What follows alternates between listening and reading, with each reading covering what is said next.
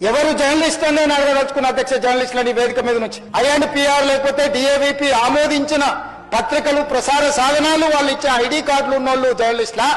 ఎవడు పడితే వాడు ఏదో ఒక ట్యూబ్ పెట్టుకొని మమ్మల్ని ఇష్ట రాజ్యంగా అధ్యక్ష, ప్రజా జీవితంలో ఉన్నాం కాబట్టి నిజంగా ఓపిక పడుతున్నాం అధ్యక్ష. రక్తం మరుగుతుంది. ఏంది భాష అది అధ్యక్ష? కుటుంబ సభ్యులను అంతేసి మాటలు అంటుంటే అసలు మీరు మనుషులా అని నేను వాళ్ళని అడగదలుచుకున్నా అధ్యక్ష. మీకు భార్య బిడ్డలు లేరా? తల్లిదండ్రులు లేరా? మీ అమ్మనో నీ చెల్లినో నీ భార్యనో ఈ రకంగా మాట్లాడితే నువ్వు ఇంతవా నేను అడుగుతున్నా. ట్విట్టర్లో పెట్టినోని, అరెస్టును ఖండించినోని. నా భార్య నా బిడ్డను తిడితే నాకు నొప్పి అవుతుంది, కానీ నీకు ఒక ఆడపిల్లను అవమానిస్తుంటే నీకు నొప్పి కావా? ఏ సంస్కృతిలో ఉన్నారని నేను అడుగుతున్నా అధ్యక్ష.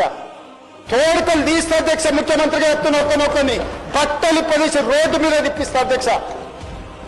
రాజకీయాలు ప్రజా జీవితంలో ఉన్న మేము విమర్శించండి, విశ్లేషించండి, మా గురించి మాట్లాడండి.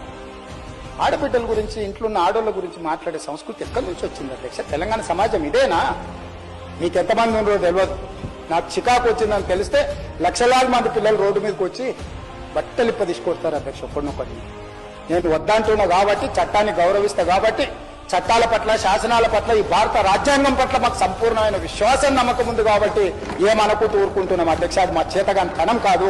చంద్రశేఖరరావు గారు నీ పిల్లలకు చెప్పు, ఇది మంచిది కాదు, నువ్వు అనుకుంటున్నావేమో ఇట్లా ఏదో చేస్తే మానసికంగా కుంగదీసి దెబ్బతీసి రాజకీయంగా ప్రయోజనం పొందుదామని నువ్వేమన్నా కలలుగా అంటే నువ్వు అనుకుంటున్నావేమో. అట్లా కుదరదు చంద్రశేఖరరావు. నేను చెప్పదలుచుకున్నా, హద్దు దాటితే, మాట జారితే దాని ఫలితం ఎట్లుంటుందో అనుభవిస్తారని నేను చెప్పదలుచుకున్నా అధ్యక్ష.